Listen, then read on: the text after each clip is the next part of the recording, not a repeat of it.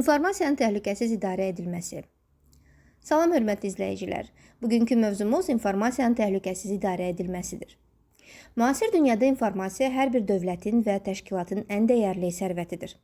Siz bilməlisiniz ki, informasiya təhlükəsizliyi yalnız texniki məsələ deyil. Bu həm də idarə etmə, hüquq və insan məsuliyyəti məsələsidir. İnformasiyanın təhlükəsiz idarə edilməsi nədir? İnformasiyanın təhlükəsiz idarə edilməsi dedikdə, məlumatların yaradılması, ötürülməsi, saxlanması və istifadəsi prosesində onların icazəsiz girişdən, dəyişdirilmədən və itkidən qorunması üçün görülən tədbirlər sistemi nəzərdə tutulur. Sadə dillə desək, məqsəd odur ki, hər bir məlumat yalnız səlahiyyəti olan şəxslər tərəfindən istifadə edilsin, kimisə onu dəyişməsi, silməsi və ya oğurlaması mümkün olmasın. İnformasiyanın təhlükəsiz idarə edilməsində əsas amillər. İnformasiyanın təhlükəsiz idarə edilməsi prosesində bir çox amillər rol oynayır. Bu amillər birlikdə informasiya mühitinin etibarlı şəkildə qorunmasını təmin edir. Təhlükəsizliyin tam şəkildə təmin olunması üçün yalnız texniki tədbirlər kifayət etmir. Həm təşkilati, həm hüquqi, həm də insani yanaşmalar vacibdir. Gəlin bu amillərə daha yaxından baxaq. Təşkilati amil. Müəssisədə və ya dövlət qurumunda təhlükəsizlik siyasətinin hazırlanması, əməkdaşların məsuliyyət bölgüsünün aparılması və məlumatların kimlər tərəfindən istifadə oluna biləcəyinin əvvəlcədən müəyyən edilməsi vacibdir. Texniki amil. Buraya antivirus proqramları, firewalllar, şifrələmə sistemləri, ehtiyat nüsxələrin yaradılması, şəbəkə təhlükəsizliyi kimi texnoloji üsullar daxildir. Hüquqi amil. İnformasiya təhlükəsizliyi ilə bağlı qanunlar və normativ aktlar bu sahənin hüquqi bazasını təşkil edir. Məsələn, informasiya, informasiyalaşdırma və informasiyanın mühafizəsi haqqında qanun. İnsani amil. Ən böyük təhlükələr bəzən texnikadan deyil, insan səhvlərindən qaynaqlanır. Buna görə əməkdaşların maarifləndirilməsi və məsuliyyət hissinin artırılması mütləqdir. İnformasiya təhlükəsizliyinin təmin olunması tədbirləri. İnformasiya təhlükəsizliyinin təmin olunması üçün yalnız qaydalar və qanunlar kifayət etmir. Bu məqsədlə praktiki və texnoloji tədbirlər də həyata keçirilməlidir. Bu tədbirlər məlumatların məxfiliyini, bütövlüyünü və əlçatanlığını qorumağa, eyni zamanda sistemlərin sabit və etibarlı işləməsinə xidmət edir.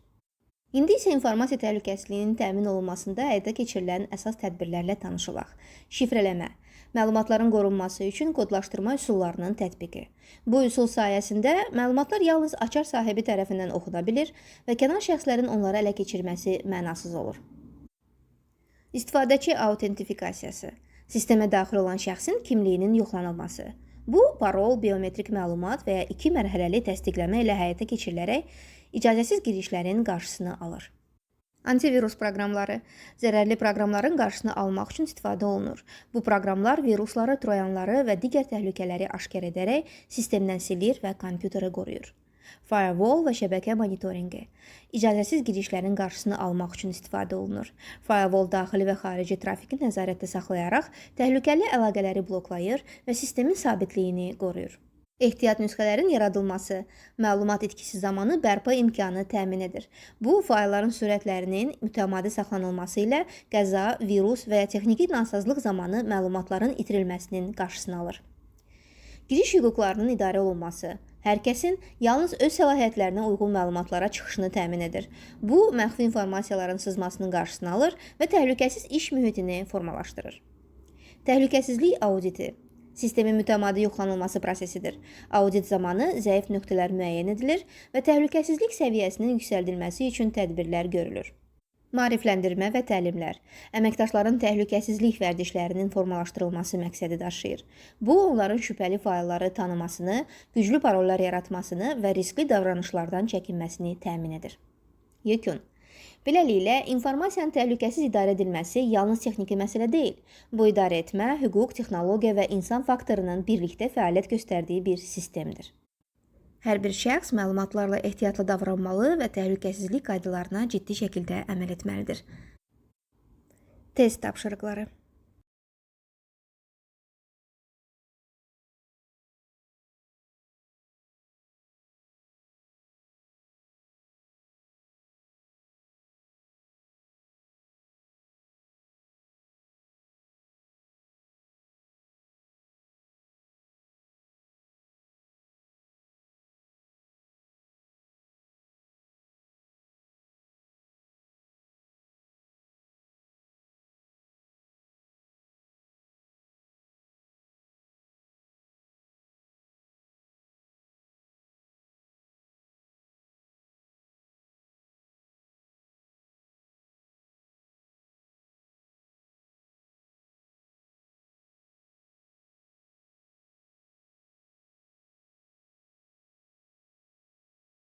Beləliklə, bugünlük bu qədər. Ümid edirəm ki, mövzu sizə aydın oldu və faydalı məlumatlar əldə etdiniz. Növbəti dərsdə görüşənədək.